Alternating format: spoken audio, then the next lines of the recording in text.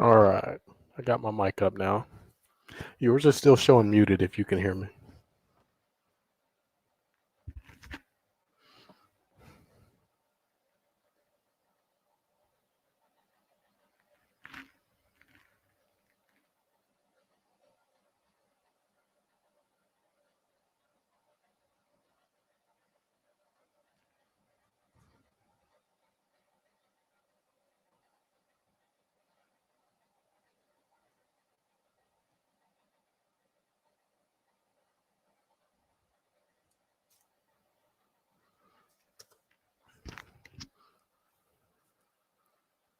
Check your mute. It says you're muted.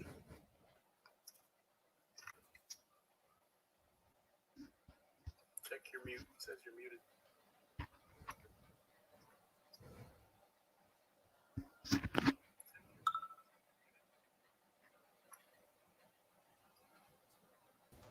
There we go. There you go. What'd you do? I don't know, man. There we go. Where I am right now. One of those days, huh? Yeah. All right, let's see if I can get chat open.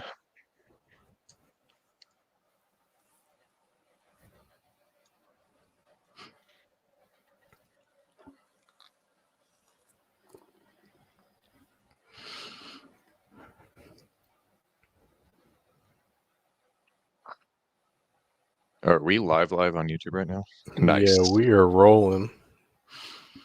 I started up earlier and just kind of let it roll. I didn't know how finicky it was, so we've technically been live for 34 minutes so far. Not a big deal, though. I'm sure you can cut it down for the upload thing. Yeah, it's no issues. Is my mic okay? I don't have it. Yep. Plugged in this time. Yeah, I got you. We'll see how quickly I get sick of holding on to it.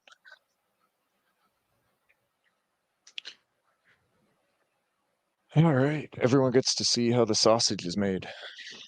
It's like a behind the scenes / like live show / instant reaction. You get it all. I got my esteemed coworker over here. Their personal assistant. Slacking as always. Who does all your editing? Yeah, that's why it looks like crap. It's pretty good, man. Pretty good. Been following the Ducati series. Like I said, I'm sure I'm going to end up buying one eventually at this point. I think I'm doing that to a lot of people. Which, I mean, it's a good thing, you know.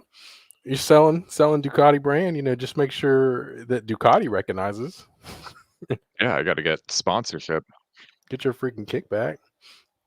I've got a serious problem. There's like 3 more I need, so they got to start helping me out. You're becoming like Dom Toretto, man. Like whatever you got, all the fiends they want it. It's just because I make it look so good. Is that what it is? Yeah, man. I mean, yeah, the service intervals and all that, a little pricey, but everything else, man, they look good. So It's really not that bad. So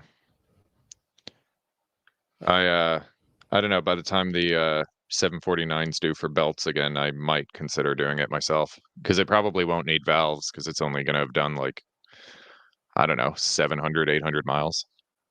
Hard miles, but not a lot of them. you said belts? There's belts in that thing somewhere? Oh, yeah. Oh man, freaking serpentine belt in that thing, and Yep. Bodies. Probably doesn't even need it every 2 years, but I'd prefer to just pony up and do it than have something go bang. What's the deal with that 1199? That new member that we had join the Facebook page. I think that's what his bike was. The 1199. That thing was super clean. Yeah, Oh my goodness. I think that's the last of the twins. They might have made a 1299 too. I can't remember. Nice. That's kind of when That's when it starts to get out of my wheelhouse. Yeah, that thing was slick. Goodness. So they just slapped the big V twin in there, single side swing arm, and slap it in red, and the rest is history. Yep. Yeah. Yeah. The big final hurrah. I was looking at those thinking they'd be a little bit cheaper because they were older, but man, I was still seeing those go for like 18K. Yeah, it's Like it's what? mental because it still looks a lot like the V4. It looks modern, So yeah. I mean, it looks, yeah, even though it's a totally different motor, people still kind of lump them in. yeah. I mean, So it's I was out riding with the Ducati Club a month or two ago, and we had a guy on a 1299R, and yeah, that thing's just mental. yeah, that'd I be the mean, one. we were all behaving, but sitting next to him at a red light, I had earplugs in and I was sitting on the Monster, and I'm like almost stalling my bike because I couldn't hear a thing. Man, well, did you at least get a good ride in today? No, uh, Hurricane tropical steer. storm, tropical storm Debbie is has been having its way with us since I don't know, 6:37 this morning. Yeah, yeah. So Well, we're just kind of holed up right now. hopefully it's not as bad as they say it is, because man, all of Tallahassee's freaking out right now because they just upgraded it to a hurricane. Oh, really? Huh. Yeah. Yeah, I mean, we've got some wind and stuff. We're getting the whole backside of the storm, but the main issue for us is they're saying 12 to 18 inches of rain over the next between when it started and the next 48 hours or so. So, Well, this thing needs to get out of here, man. We're supposed to be on the road this weekend. yeah, when are you planning on leaving for Barber? Friday. I'm supposed to be getting out of here Friday, but that's totally dependent upon the weather. I mean, if we get hit with a hurricane, then that might screw my plans up. But hopefully You'll it's be yeah. fine. Depending on how bad, like if we get hit pretty bad, then that'll definitely mess up the plans for sure. But No, I yeah, think this thing's gonna move on through. yeah, if we just get rain though, hopefully, and minimal flooding and should be good by the weekend is the ideal situation. Yeah, yeah, Man, yeah. I wish I was going, but trying to get some stuff sorted out first with the bike. So hey, yeah, hey, next time, man. And I wasn't joking about the Canada thing either, man. We got a couple guys that been on the channel that are from up north up there. I'd love to take a trip up to Canada, do a couple track days or some races. Just saying. I don't know what sort of PTO they're giving you, but I I don't mean, have that PTO. what are you thinking? Like a 24-hour drive? I mean, race or ride for a day, drive. I mean, you can do that over a weekend, maybe. Take a Friday off. It'd be a lot of driving, but you might be able to get that done. What are what are you taking currently? Because I need me some of that. No, I'd never I don't look, have. man. Yeah, I'd never. I complain when I'm driving like 2 hours up. I complain going an hour and a half up the road to Jennings. I Yeah. complain doing Nah, 4 hours, 5 hours. Yeah, I'm not. I'm not built like that. I'm fine till 4 hours. Once it gets over 4, that's when I start to although Savannah isn't bad and that's 6. So I think Yeah, I get Savannah's mad not when I'm bad. driving to Jennings and it takes 5.5 hours because it should only take 4. Yeah, four That's is just uh that's just Tampa traffic screwing everything up. yeah, 4 or 5 is about the limit. That's a pretty good like safe distance for me. I feel like. So I'm dropping the link for people to come up now. We get some people that start coming in here that want to come chat. The link is up in the chat.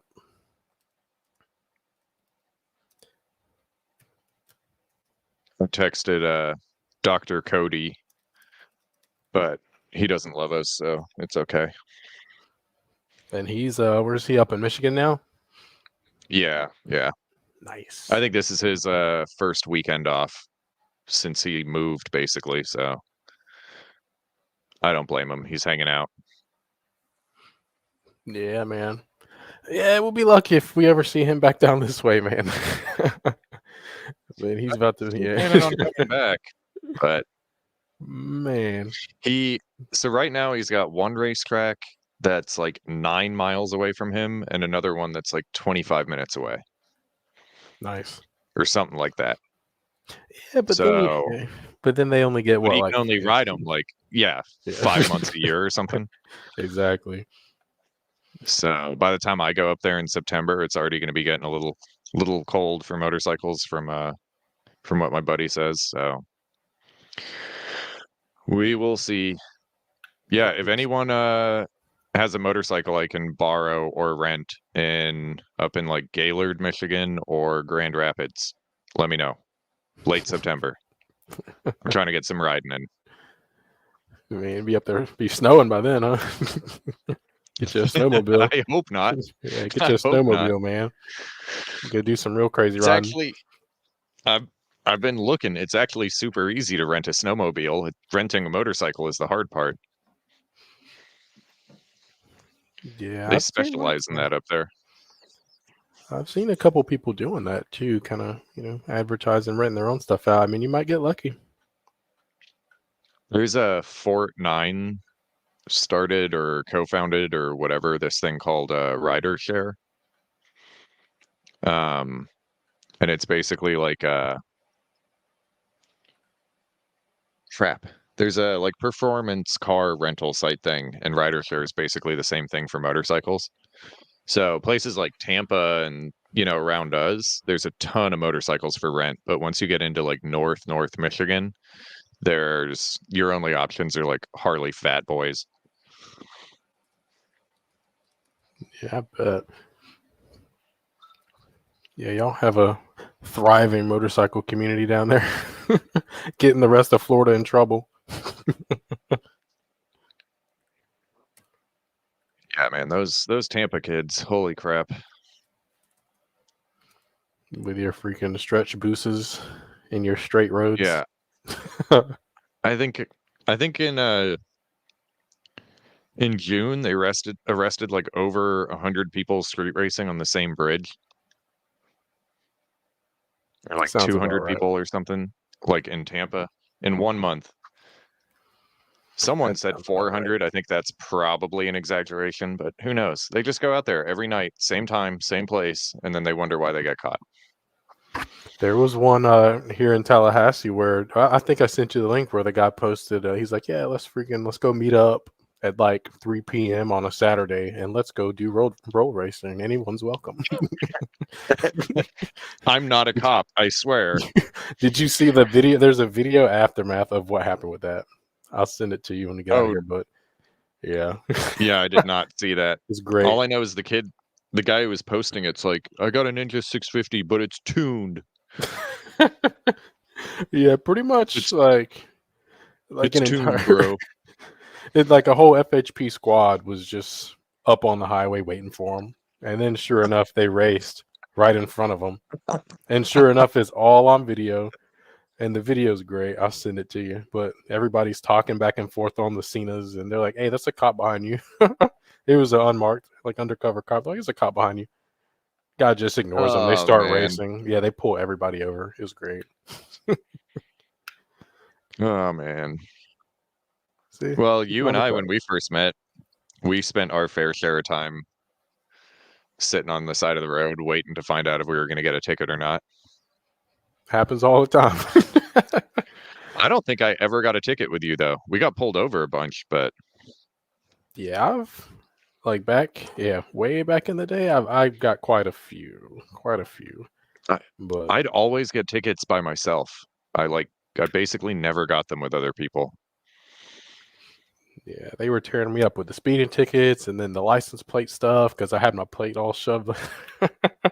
Pretty much on my bikes, I had the license plate shoved all freaking underneath, like the rear suspension, everything, man. Just Good times, good times. Lots of money I've spent to the state, but hey, keep it off the road, man. Way more fun on the track. Yeah. I keep having moments where I'm like, do I really need to keep the monster for the street?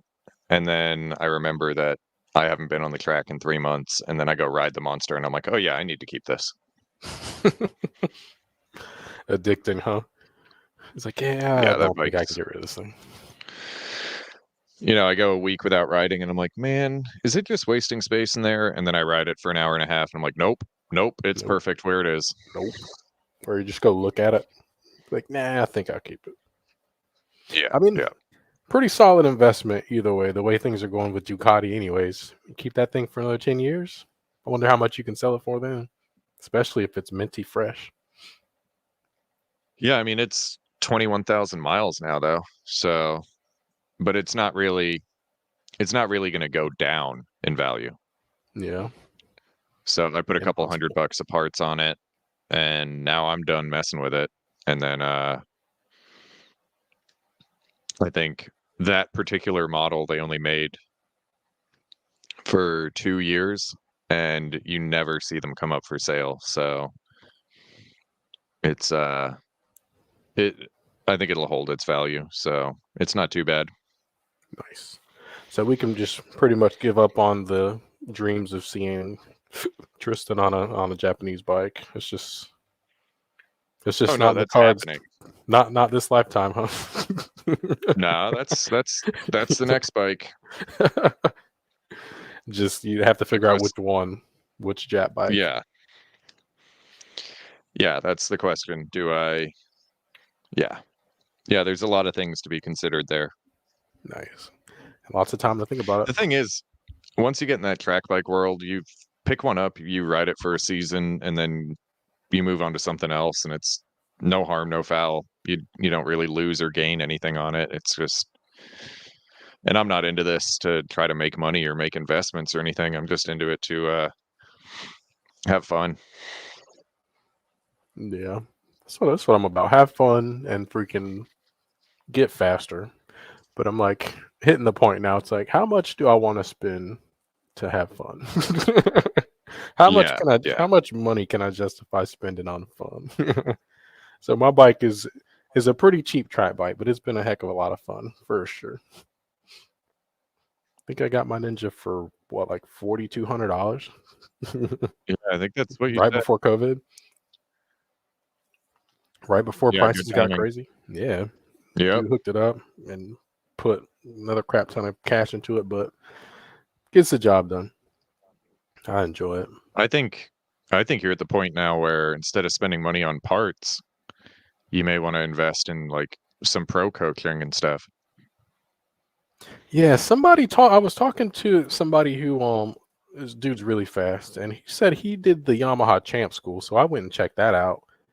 But man, that school's what, like 3K? That's Yeah, that's crazy 3K? money. Yeah, but he was like, he had like highly recommended it. He said you will be better once you do the Champ School, but thousands of dollars for a couple days of training, I don't know, man. I mean, I think last I heard a full day with PJ Jacobson is 1,000 to 1,500. Yeah, which I mean that's still pretty steep too, honestly, but Yeah. depending But I on mean, how good, yeah. think about it. What do you have left to do on your bike? Like you've got a rebuilt but OEM shock, so you could spend 2 grand on a Olin's TTX or a grand on some training. I bet you find more time in the training than you do in Yeah. some Olin's Gold. Oh, for sure. Yeah, I mean the training's like absolutely going to be the best way to get better. It's just wrapping my head around just Yeah. spending that much Yeah, money it's on it. tough.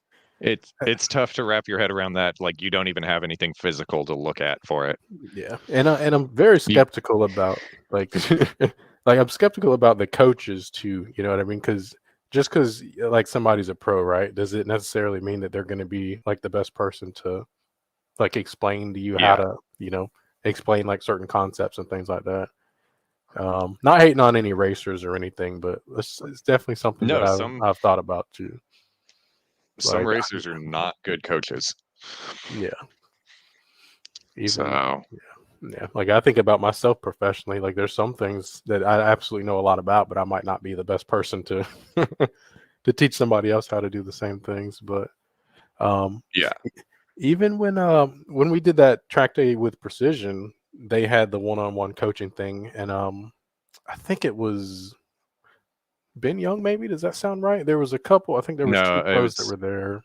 Cody Wyman, Benjamin Smith, Benjamin Smith. Yeah, and that's there what I'm was one thinking of. other guy too whose name I didn't recognize, but Yeah, and like they Cody, he's got to be a good coach because he's with YCRS, and they yeah. don't just like they're very picky about who they hire and making sure that they're actually like a good instructor and not just a good rider. Um, so I don't know. I think Precision, I think they do kind of specials too. Like I Hmm. think they pay some of the rate to get the guy out there to kind of help advertise their track days. So um, that's maybe the time to do it. Yeah. And that 1,000, 1,500 for PJ, I think that's just you and him alone at Jennings all day. Yeah, him just follow. He'll just follow you around and say, "Hey, let's work on this. Let's work on that." Yeah, but I mean like private day. Like Oh, straight up one, like a actual 1v1. yeah, is what I've heard. Now I don't know if that's maybe on top of the fee to rent Jennings for the day. Hmm. Um, or if that's all inclusive and they just do it on like a Wednesday or something. I don't know how that works, but Yeah, it would the have. I would. Yeah, it'd have to be all inclusive. I'd hope.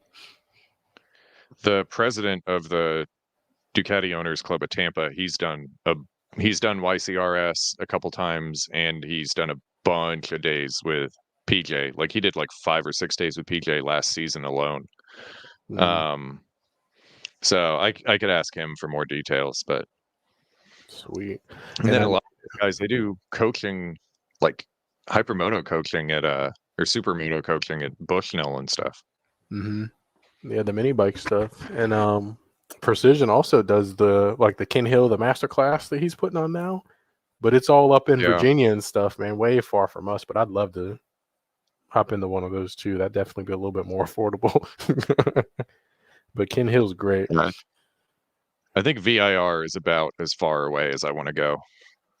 Yeah, that's a trot.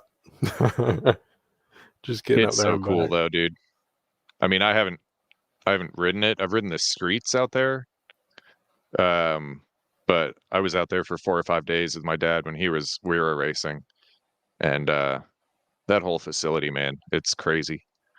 I'm sure Barber is sick too though, so Yeah, man. All these Georgia, Alabama guys, Andy, if he's listening, they these guys got so many tracks that are around them. That's why these guys are so fast, man. I mean, you got several tracks within like a couple hours, less than an hour, just every weekend, man. If I was gonna live somewhere else, it'd definitely be like North Georgia or like Southern Alabama, just because of access to all the freaking tracks. Heck dude, yeah. even where you are though, like for me, I have 4 hours best case scenario, like when there's no traffic, just to get out of Florida. Oof.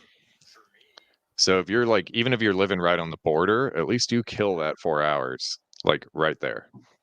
Yeah, and shoot, think about Mike. Mike's out of Orlando, and he's going up to Barber. Yeah. So So yeah, he's he's like an hour east of me, like on I-4, but probably saves, he's probably got about the same commute to like Barber that I would have because he's yeah, further north, but then he's out east. yeah, that's gonna hurt. Yeah, so yeah, y'all have to move further north too, man. There ain't enough tracks down there. Shoot. So I guess we got a little bit distracted, huh? Shoot, you want to get back on track? Let's talk some racing. Sure. What we're here for. Did you just make sure I'm not spoiling because I know you hate these spoilers. So You've seen the races, right? Yeah, not yeah. not trying to get canceled. All right, so we're good, man. Well, let's I dozed off in at the end of Moto 3, but yeah. Well, you can recap those. I was like so excited about getting this thing going after watching GP. I haven't even watched that one yet. Um, but we can shoot. Let's talk about like qualifying real quick, man. Like MotoGP, let's focus on that for a minute. I mean, there's a lot to talk about from the weekend for sure. But qualifying went about how we'd expect it. My fantasy team did real good this weekend, but at least how I expected. My fantasy team killed it this go around. Minus like one hiccup. But qualifying was, just about how qualifying goes, man. You got a lot of people that are playing the game and waiting for, Pecco or Jorge Martin to get out front and causing like a huge freaking gaggle and creating problems. So from that aspect, I mean, pretty standard qualifying. I mean, that's just going to be the norm now, I guess. Marquez went and started that, and we're going to just see it every round now, huh? well, I mean, did you hear Simon?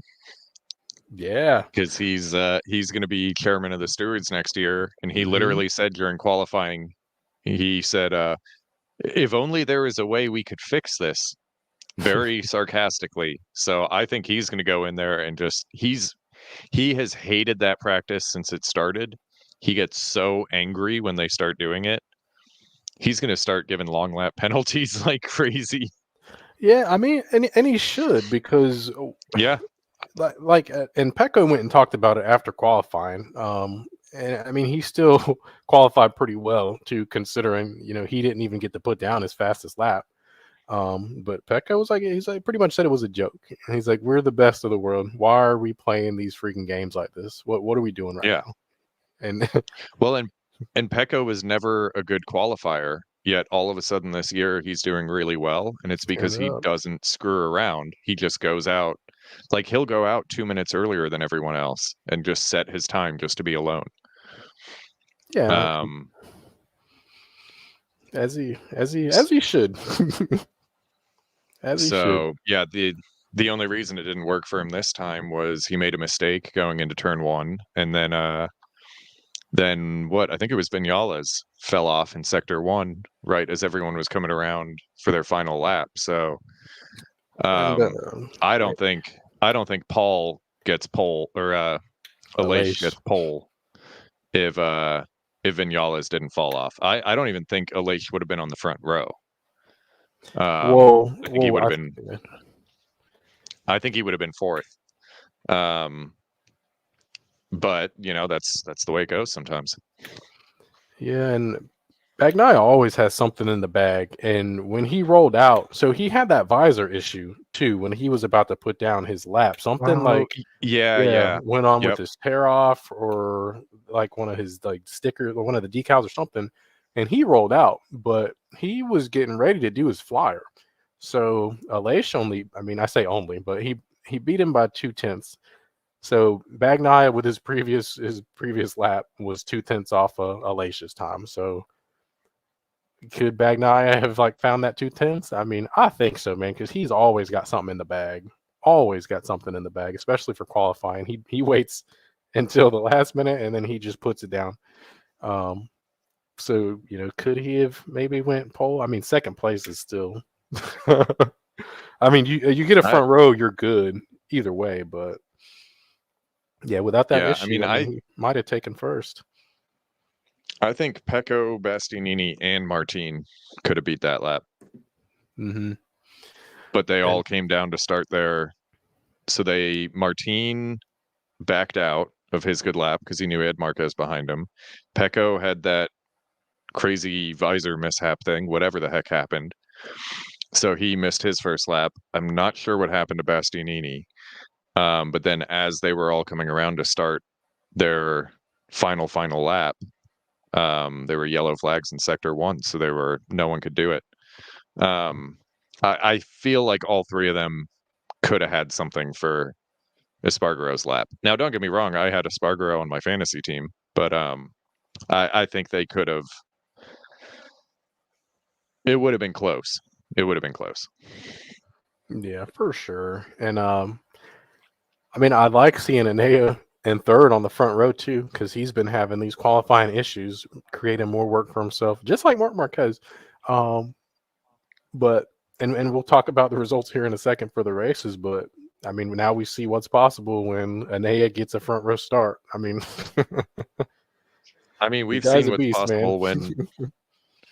we've seen what's possible when Anea qualifies 10th. I Yeah. mean, we've seen what's possible when he's running around in 12th place halfway through the race, and somehow next thing is you look up and he's on the podium. Hmm. So that's why he struggled so much in the sprint races, because he only gets good at half distance. Yep. Um, so yeah, if he can handle these qualifying issues, I mean he's going to become a major pain in everyone's ass. Oh yeah. Oh yeah. I mean, he's been there all season, anyways, right? Just like you're saying. So he's absolutely going to be a problem. I had him on my fantasy team along with Pecco. Saw that coming, and then Aleix too. And my fourth guy, no reason to talk about him because had a terrible weekend, but he was one of the low price options. So it is what it is. But yeah, I Yep. mean, I there's was sitting still a there lot more racing. I was sitting there looking at Aleix and Anea for my fantasy team, and I couldn't decide. And I went with Aleix. I mean, he's So still it hurt me. solid. I'm trying to win some free tires again, and it knocked me from 6th to 10th in Greg's garage. Nice. Who the heck is Yamaha R6 rider? Is that Andrew? It's probably Andy, man. If anyone, we'll do some No, research but and it find says out. Canada. It Oh says well, then Canada. it might be Andrew. Then he's been low key. If it is, he hadn't said Dude, anything. he is crushing. He's gonna win an Arai helmet from Greg White if he keeps this up. He's number 1 in their league right now. Oh man, which one was that again? Uh, Greg's Greg, Garage Greg's podcast. garage. And so he's tearing it up.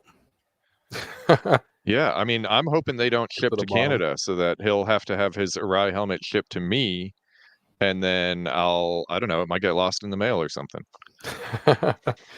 Have to defer his prize. Man. But yeah, I mean, I think otherwise, like qualifying was about what we'd expect. Alec Marquez he's been doing well the past few rounds. Mark, a lot better qualifying from him as well. Um,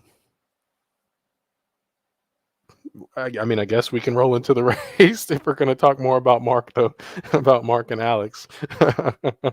Roll into the sprint race. Yeah, yeah. Um, I mean, that's not even the big talking point from the sprint race. Yeah, yeah. I mean, the sprint was. I'm so happy that they started doing the sprint races. It seems like there was a lot of people that were mad, like when they first introduced that they were going to start doing that.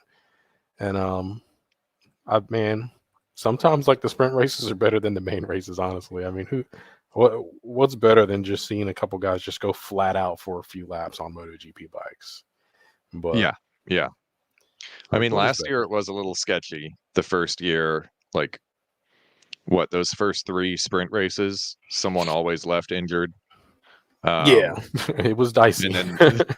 then they kind of figured out, oh wait, this is still 10 laps. We need to cool our tits a little bit.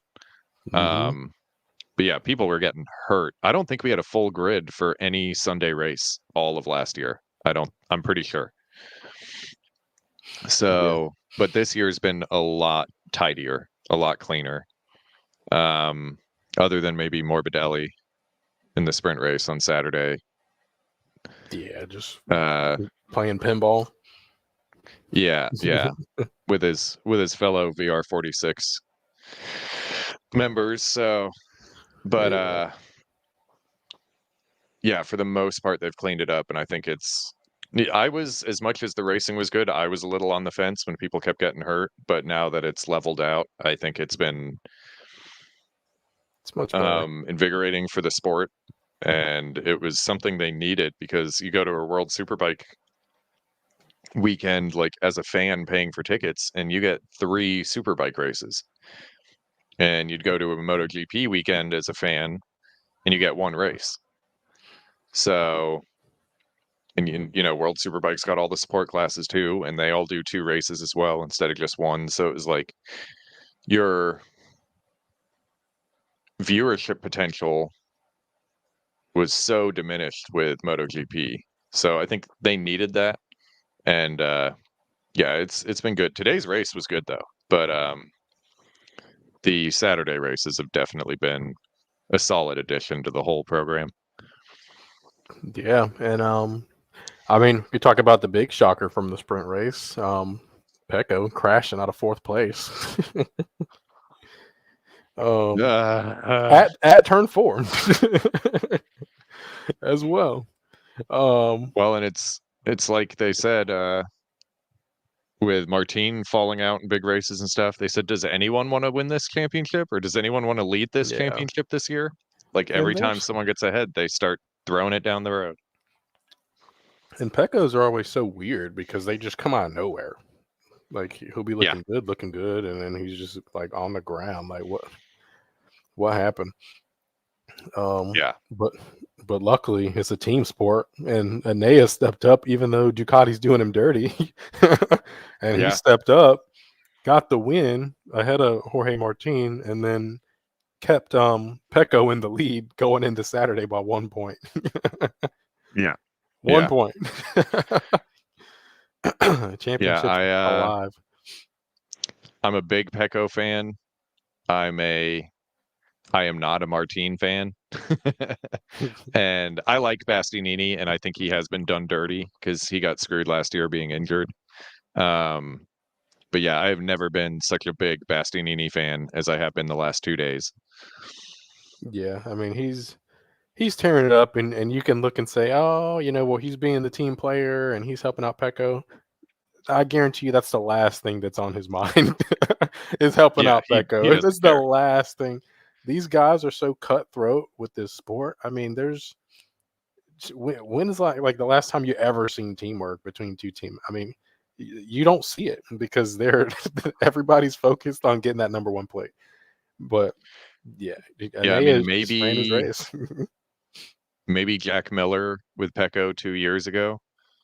Mm-hmm. Once he was mathematically eliminated, but even then, I think that was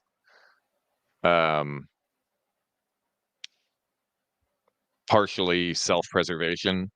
I mean, he knew he was leaving Ducati, but I think that was maybe increasing his stock for the future sort of thing. And he wasn't really in a position to help. He just said he would, type of thing. Yeah. He was a solid number 2 rider for sure, but yeah, he'd probably be like the last of like the true number 2s that we see for a while, especially with like how things are going to be next season. But next year is going to be Rossi and Lorenzo part 2. Yeah, crazy, right?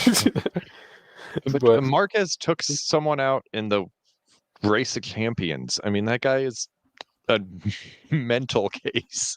He took out Beluga, man, and that's like Ducati's next shine and hope, man. I know you don't follow the World Superbike a whole lot, but Beluga is just he's unreal. He's pretty much like Pedro Acosta in MotoGP. Like it's Beluga's first year in World Superbike stepping up, and he looks like he's been there for like the past 5 years. He's definitely the future, but and he's Italian. Yeah. And it was World Ducati week in Italy, and Marquez takes him out in the last corner. Yeah. just bulldozed him in like an exhibition race. I don't know. Mean anything. I think Marquez had to hide in his trailer and hire like 5 more security personnel just to get out of Italy.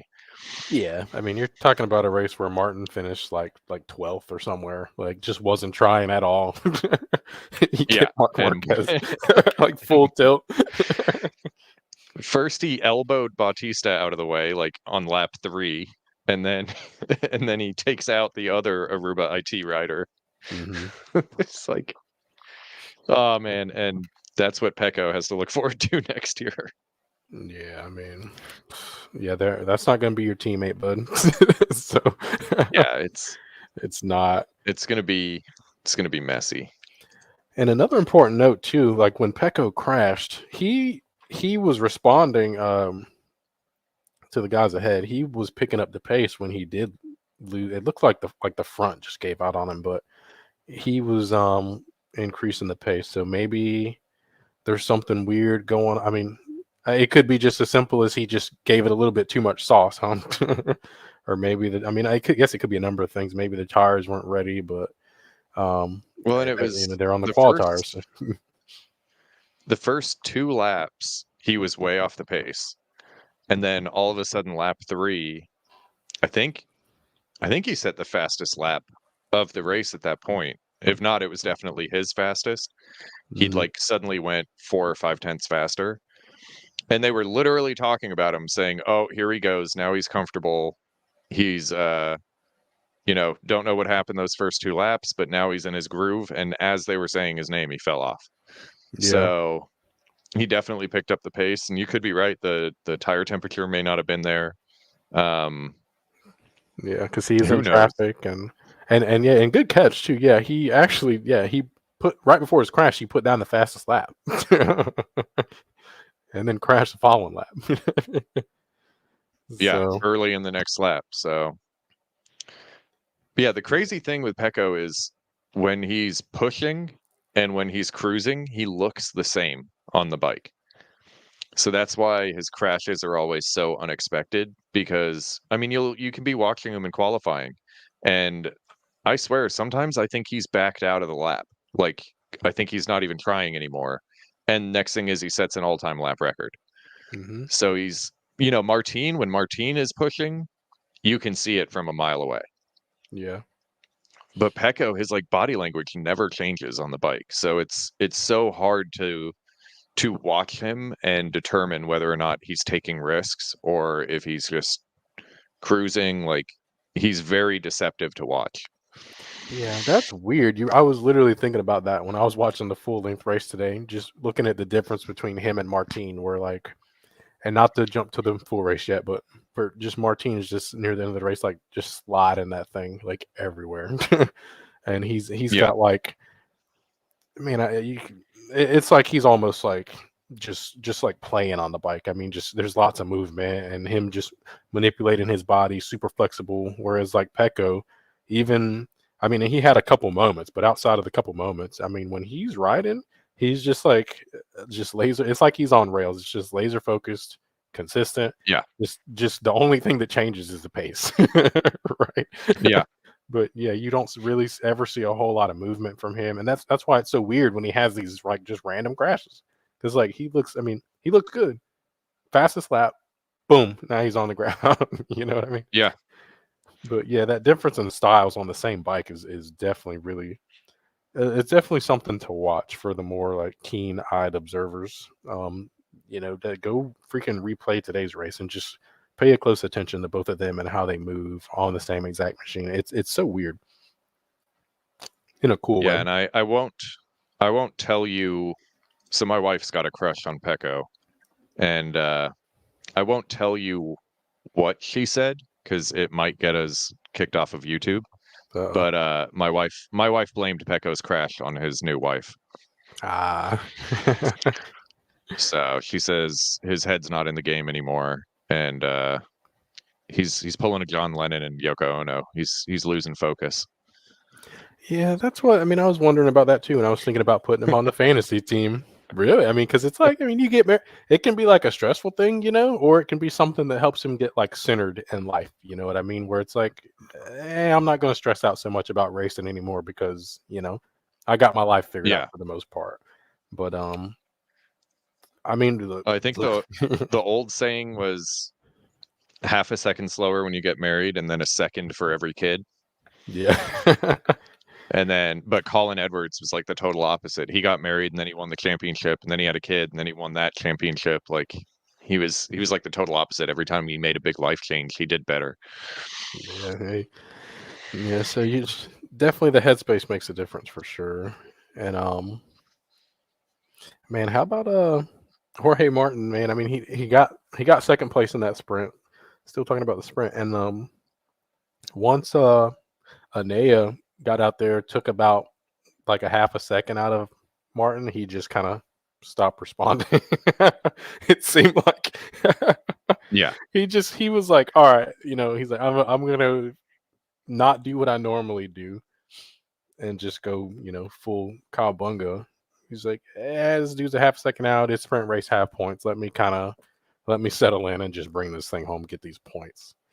But that was pretty cool to see that Martin, his mentality is changing as well, Well, I mean, getting it dangerous. has to, Yeah, because the way he's going, he he will never be a world champion the way he's going. So, I mean, Italy, he chucked it down the road in the sprint, if I remember correctly, and then because he was screwing around on the last lap, Bastianini got by him in the last corner. Then in Germany, for absolutely no reason at all, he fell off with 2 laps to go, leading the race. Um, he he was doing this stuff last year too. I mean, that's last year at the end of the year, he was the faster rider, but he kept falling off. So it's funny because Pecco, even though he won the championship last year by kind of doing it the slow and steady way, Pecco's evolved and he's definitely a more aggressive rider this year, which has been so fun to watch. Like when Martin goes at him, he just goes right back at it instead of like backing off and taking the easy points. Um, but Martin seems to still be making the same mistakes. yeah, and it you, So yeah, and you almost got to feel kind of bad for Martin, man, because this is gonna. I mean, I don't. We can't really, not even to go down another rabbit hole. We don't know how well he's gonna gel on this Aprilia.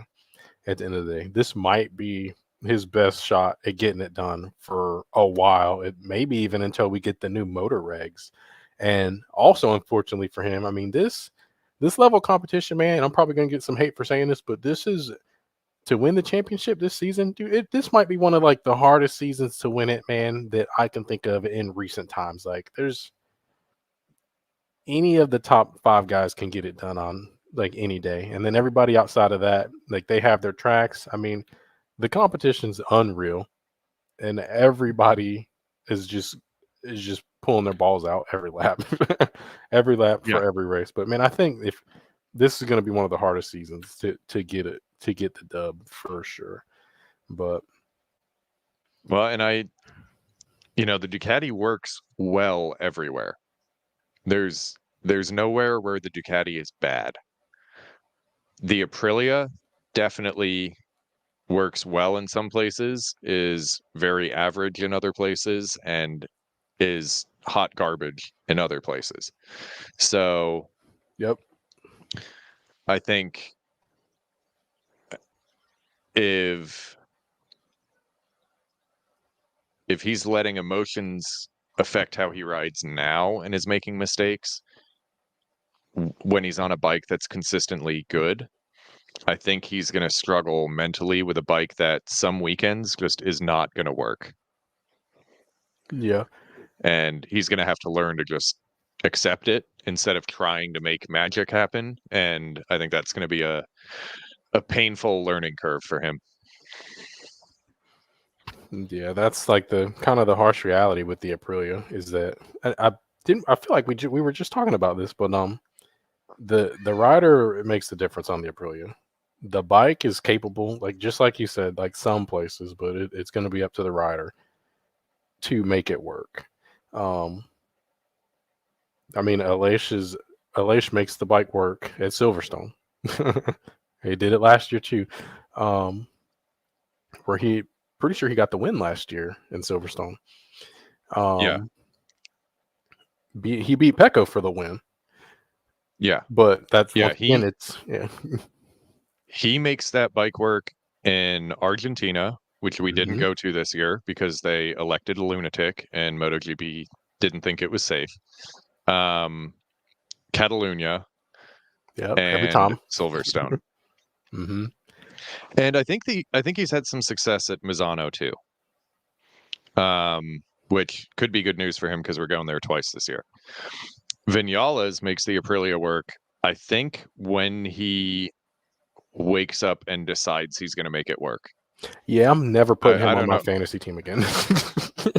I don't I don't know what is up with that dude. I think he wakes up Friday morning and he decides if he's going to have a good or bad weekend that morning, and it doesn't matter what happens. That's just how it goes. Yeah, it's like let's roll the dice, see what happens. Yeah. Yeah. I mean, he did it with Yamaha. He's doing it now. To a degree, he did a little bit with Suzuki. Like there's always something wrong, Yeah, and it's never him.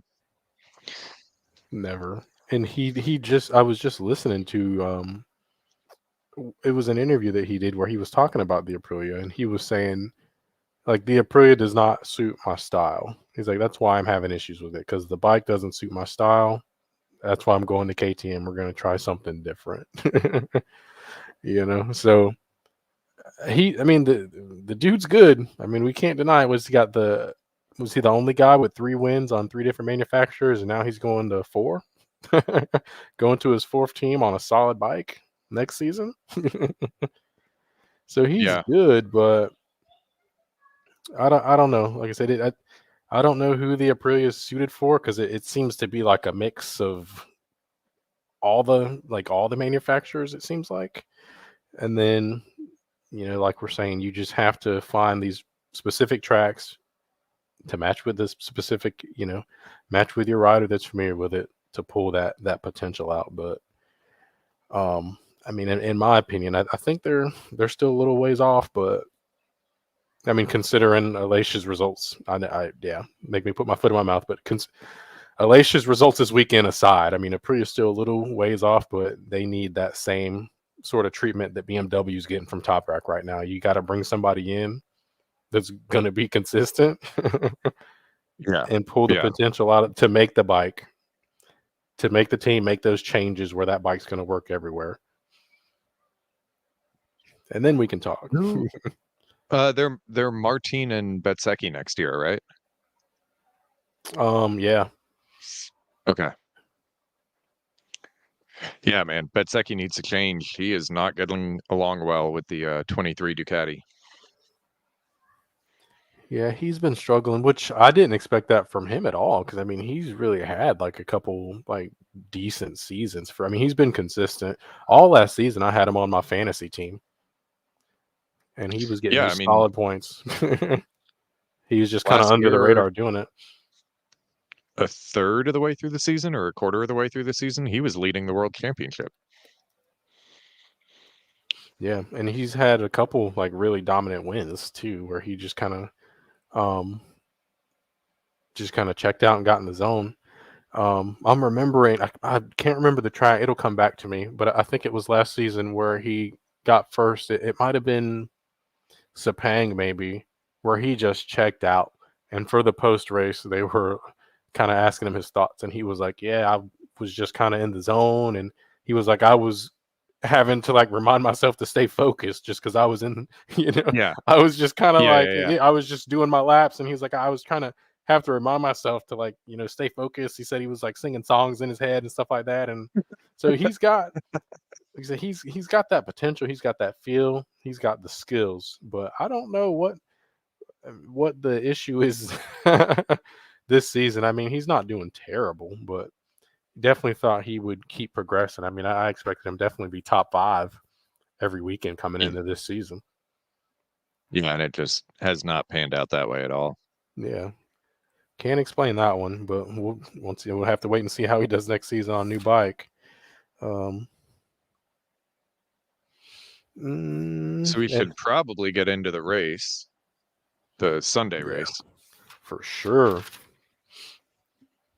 I mean, I was watching the race, man, and like right at the midpoint, I started just thinking to myself, like, man, this is freaking another boring race. Like, people are gonna start like just crapping on this race because it's boring and this and that. And like right about the second I said that is when like the sparks started flying. Yeah. Right. Yeah, everyone Like, everyone had their yeah, mid-race snap, yeah, mid and race. then they decided, "Oh, let's do this." Yeah, and like, and the first thing that comes to mind is freaking Digi Antonio battling with like Alex Marquez at like right at the right in the middle of the race, man. Oh, Like, what are y'all man. doing? I Like, what are y'all I doing, man? can't I can't remember the last time I saw in MotoGP a rider tap their tail section and say, "Cut this shit out and just follow me." Yeah, he's like, bro, we're like, they're leaving us right now because we're fighting. Like, just follow me, and Yeah, I'm yeah, clearly faster. yeah, Like, just come along for the ride. Don't screw both of us. Like, I mean, you see that crap in Moto 3 20 times a race. You see it in Moto 2 like almost every weekend, but MotoGP, you never see that. I was laughing so hard. yeah. It was so weird. And then I get it, but I don't know if any other riders would have actually like listened to him. Like me and like my ego, I'd be like, no, man, you get behind me, dude. You're gonna tell me to hang behind you and lose these points? No, you get behind me. How about that? Um, Well, that's why I thought it was so funny because he was clearly faster and he was clearly going to win that battle, or they were both going to end up in the dirt. But he's telling one of the Marquez brothers to cool it and just follow yeah, him, to which is chill never in in a a race. million years gonna work. Yeah, Like but you could maybe tell Pecco, like, "Hey man, let's do this together." But a Marquez brother, that's just not gonna happen. it's not. And strangely enough, but then he does it. Yeah. Freaking Alex, but then he does. He's like, okay, all right, cool, like let's run. And then I mean, you really don't see him again after that. Um, I mean, Digi finished ahead of Aleix, but he at some point Alex Marquez got dropped. Um, which it because they were running like they were fighting. I mean, they were pretty neck and neck, running pretty consistently at that point. Um, but that was all kind of off camera drama. I don't know what happened with that, but Digi finish fifth, and then Alex finished down in seventh. Yeah. Yeah. Yeah, I think once Digi kind of left him. Did Bezzecchi didn't get by Alex, did he? No, he didn't. He Okay. finished behind him, Okay. Yeah, I know they all kind of those guys closed up together. Um, which is still, I so mean, yeah, before good we finish for him. before we get into the front runners, man, Trackhouse had a good Friday and then they fell apart Saturday and Sunday. And then Yeah, they. Sunday we didn't even get to see their livery on the bike because Oliveira crashed and took Fernandez with him like That's what? It so was the first lap, unfortunate. right? Like So turn 3 or unfortunate. something? That was like the first lap. Might have been like this, like turn two. 2. Yeah. Yeah, And man. that I was had them unfortunate. I had them as my team on fantasy and because they looked so good on Friday. That did not pan out well for me. And honestly, for me, that was the best livery too. The Trackhouse livery with all the faces, and it was great. It kind of had Suzuki vibes. Yeah, I feel like they are the only ones that really went all out with the liveries. Them and like Yamaha were my favorites, like by far. Yeah. The Honda one was pretty good too, the Freddie Spencer. Yeah, that was retro, very retro. Freaking Ducati just played it safe, like like our bike's gonna be red forever. I mean, they have been though. That's the problem. There's Yeah, nothing. like we're not gonna There's switch not a it lot up. you can do with it. That the leathers were the same. I mean, they just got like a white bar on the front of the leathers. Like Yeah. that's it. That's all they changed. Well, I put Lenovo they in, went in with white on the front. the original GP paint job, which is kind of the paint job my 749 is modeled after, but instead of white, the 749 silver. So you got that red, white, and then black.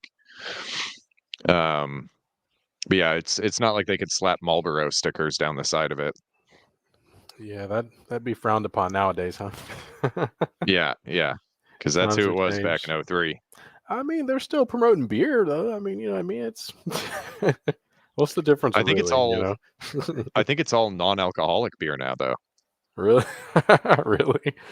I know they're Yeah, doing like it's the the Estrella Galicia 0.0% and stuff like that. hmm. Oh, I didn't know that. But So I don't know if it has to be non-alcoholic, but I feel like it might. yeah, But interesting. it not like it matters because Estrella Galicia makes, or however the hell you pronounce it, they make alcoholic beers too. So they don't care as Hmm. long as their name's on the side of the bike. Yeah, money is money. It's green, man. So So yeah, so yeah, Trackhouse eliminated themselves in turn 2, and then Fernandez ran off track at the turn 1 in the Saturday race too. So they had a crap weekend. Um, let's see, Factory Honda actually got some points. Not many, but they got some points.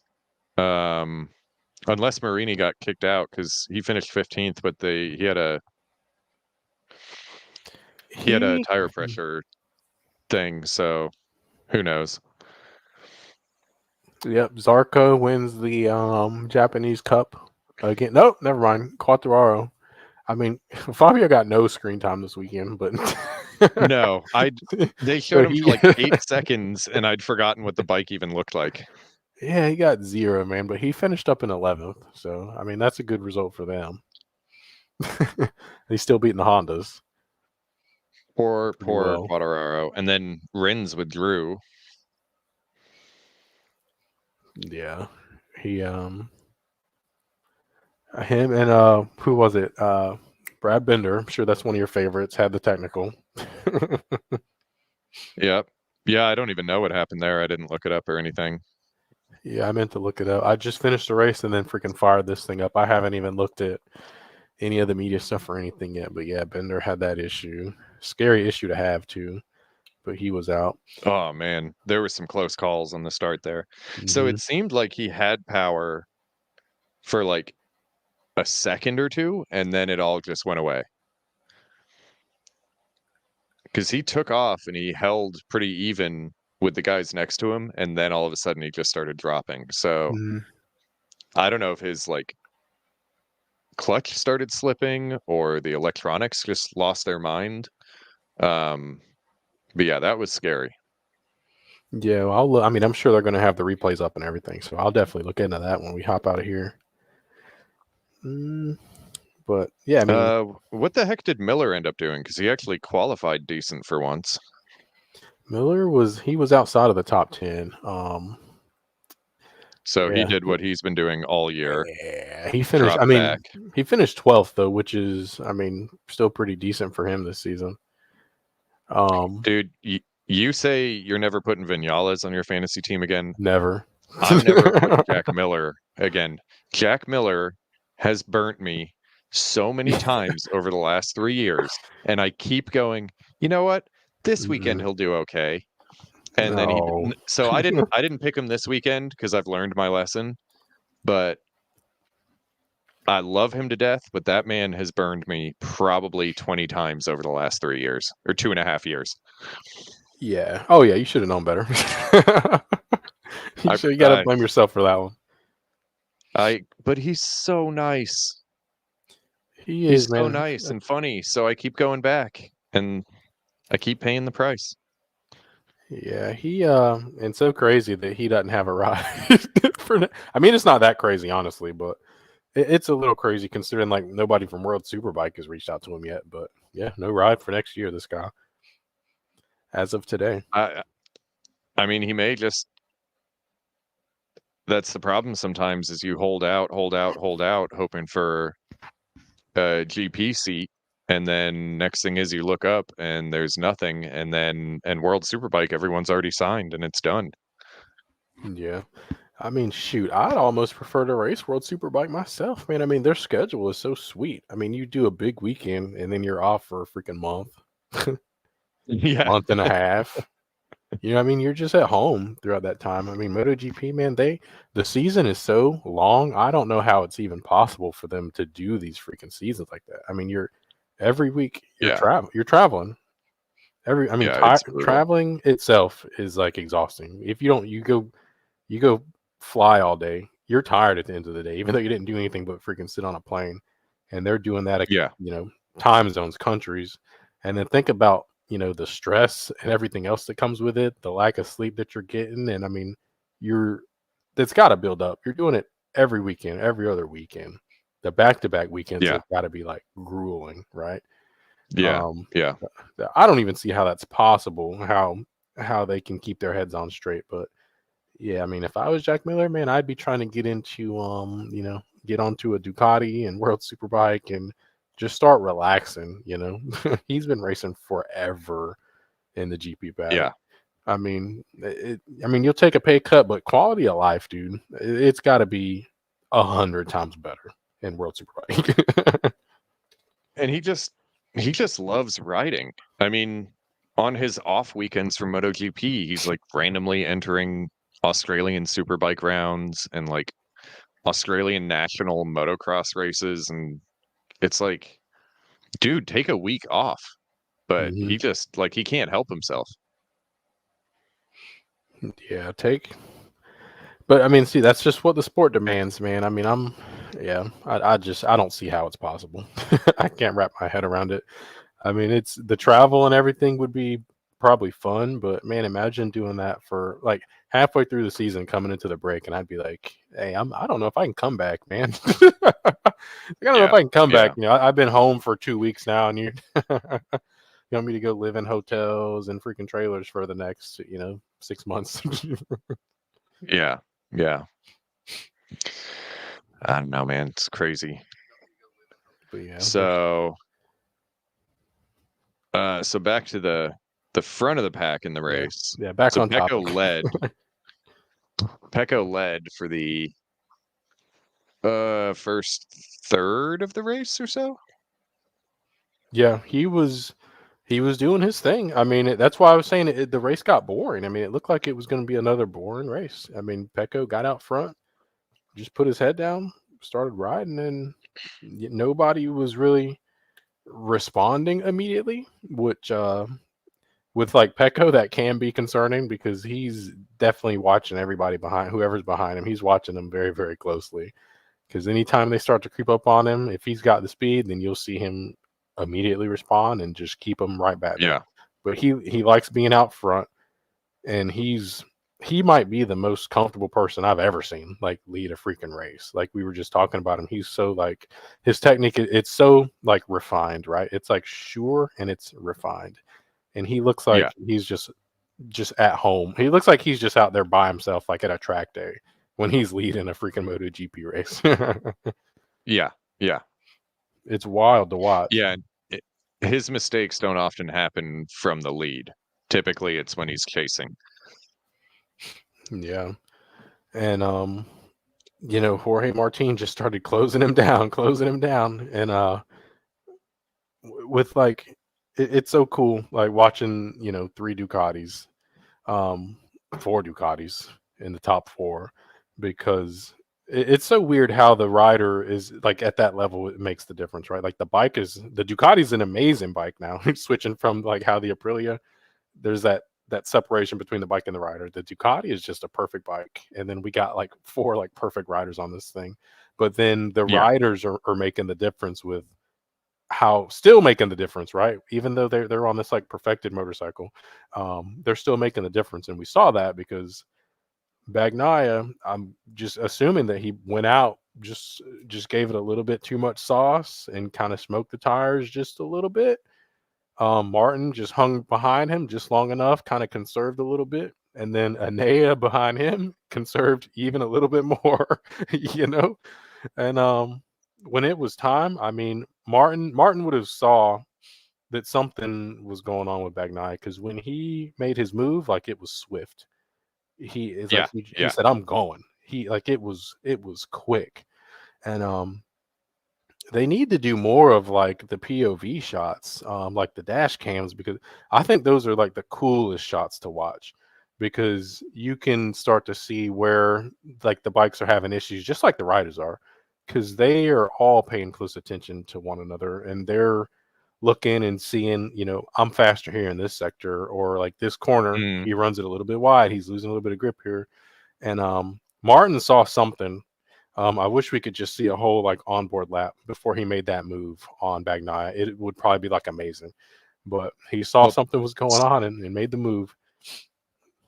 so Pecco tried to stick with him for 2 or 3 laps after he went by, and you could tell that Wasn't there. uh, Pecco's rear was toasted. So driving out of corners, which at Silverstone, that's what you need, Martin was just leaving him for dead. Pecco had more confidence in the front. He was closing a lot of ground on the brakes.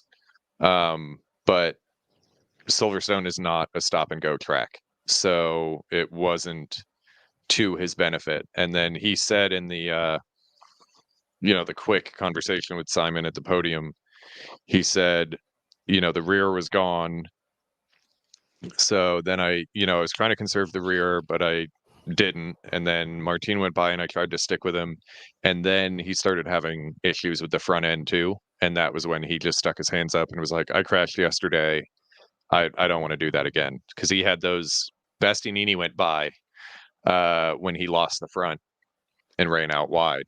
Hmm. Um, so he had the front end for a couple laps, but again, it wasn't to his advantage at that track. And then once he started relying on the front too heavily, that went away too. So then he just brought it home. Yeah, and that's the mindset of a champion. Once again, man, it's like play it safe, take the points, like stop the bleeding, or do I Yeah. pull the pin?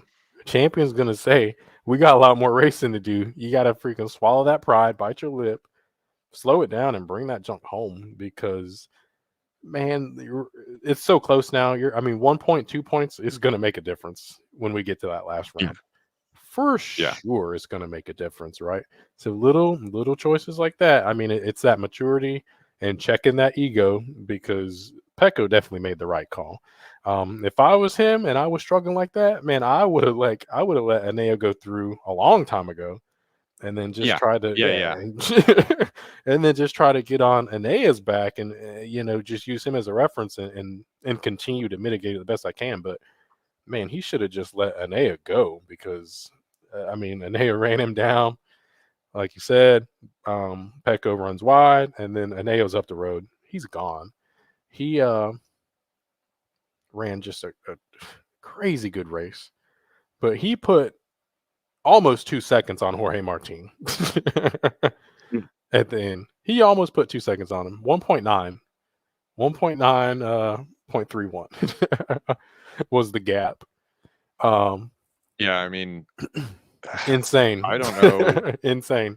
What? It's like you were saying, three guys all on the same spec bike with 3 totally different results. Hmm. And this weekend Bastianini qualified, but normally he doesn't. And he's bad in the sprints, he's bad at qualifying, and then he hits like lap 12 of a race and he comes alive. Um, I don't know what the heck he's doing different. Uh, I'm sure the other guys look at his data and they can't figure it out either. They can't figure out how to do it. Um, but man, it makes for good racing when you've got all these guys hitting their strong parts at like different sections of the race. Yeah, it's got to be a combination of the bike weight with the reduced fuel load, and then him hanging back because he did hang back for the majority of the race. So that definitely had to play some kind of key. And then the rest is probably just feel. I mean, I guess just whenever um he's conserving his tires and then he's just able to push past what everybody's doing just cuz he's able to just have like just that superior I mean, yeah, I guess I can only describe it as just that feel with the bike and understanding how the tires are going to react, especially late race, because it didn't even when he had his head down, it didn't even look like that bike was moving around a whole lot. It looked No. like he was still pushing.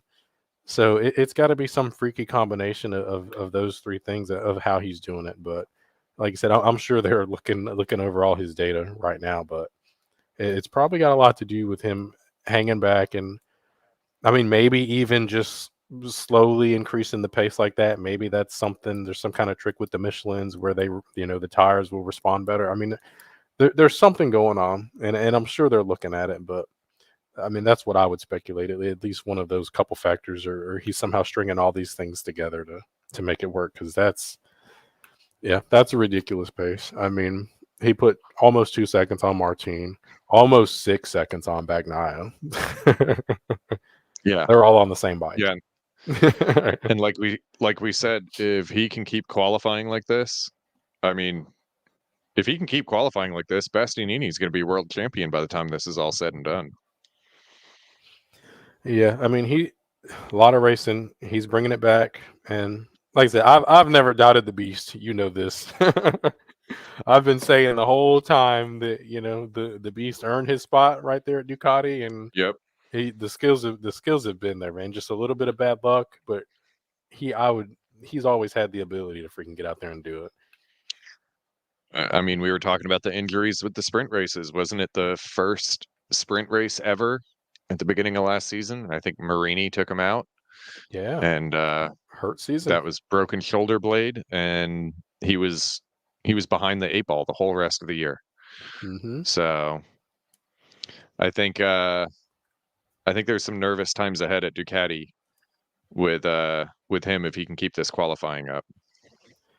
Yeah, and that's yeah, they're gonna have a freaking like a double threat going on because they have to worry about Martin and the Beast potentially getting the number one plate and then taking it to a different manufacturer now.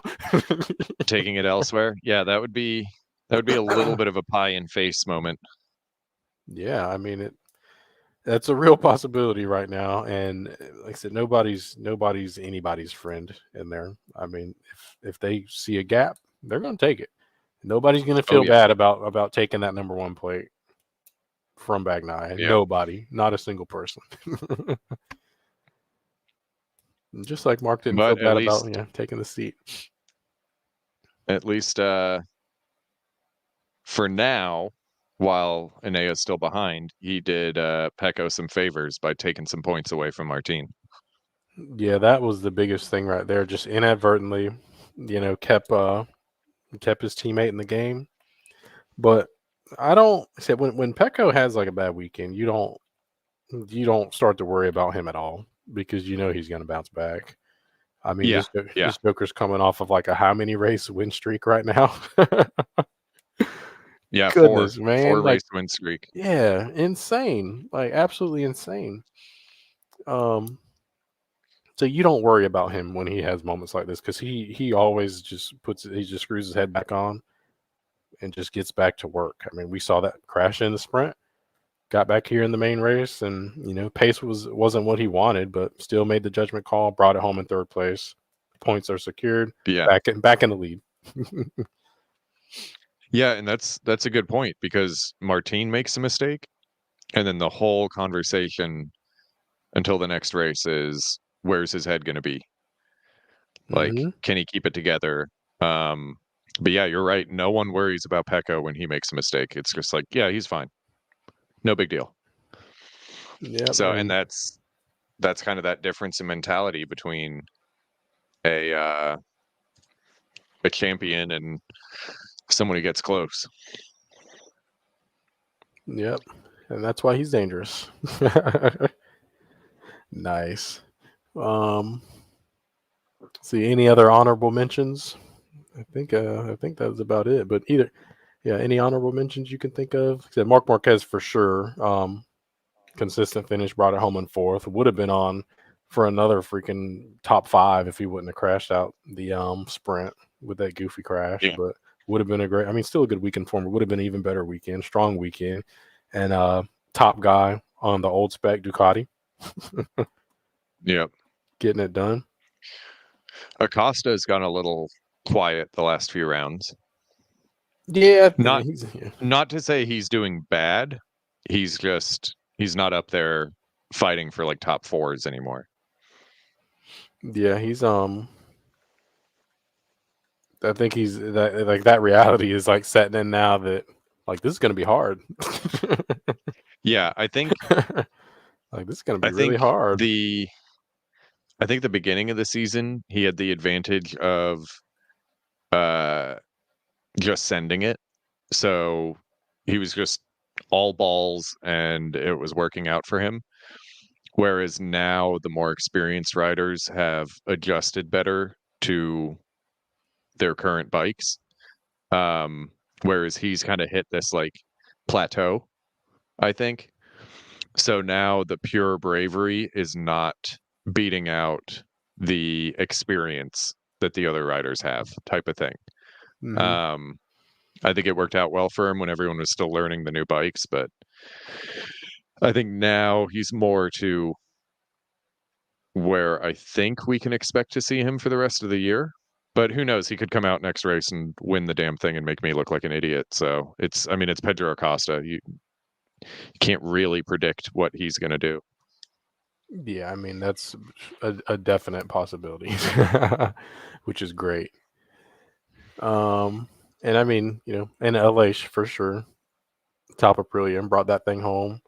Looked pretty good doing it too. He looked good to me on the bike. I mean, just the pace started kind of falling off, but look who like he was surrounded by it, you know. Yeah. Um, so I mean, he got that thing up there, and he made the Ducatis work for it. So definitely honorable mention for him. I mean, he was putting in some pretty good work. Definitely enjoyed watching him fly around there. Put the thing on pole. Good weekend. I'm sure he would have liked to do a little bit better, but pole, podium, top 5, solid weekend. Yeah. And Or just because I don't think top he would 10. have He gotten finished 6th, pole. actually. Yeah. Just because I don't think he would have gotten pole if the other guys had gotten their lap in doesn't mean I wasn't happy to see him get it. Yeah. He's already announced his retirement. He fought for a decade to get that Aprilia to where it is. So any success he sees in this last season, I am more than happy for him. But Yeah. yeah, I think there was a little bit of luck there. But Oh, yeah. Oh, yeah, for sure. But, hey, that's what the results say. Um, Alex Marquez also goes under the radar a lot of the time. But he had a pretty good weekend, too. Top 10 main race. And sprint race, he finished in 6th. So solid weekend. The Grassini bikes they're tearing it up, man. Marquez brothers are consistent. They're always there.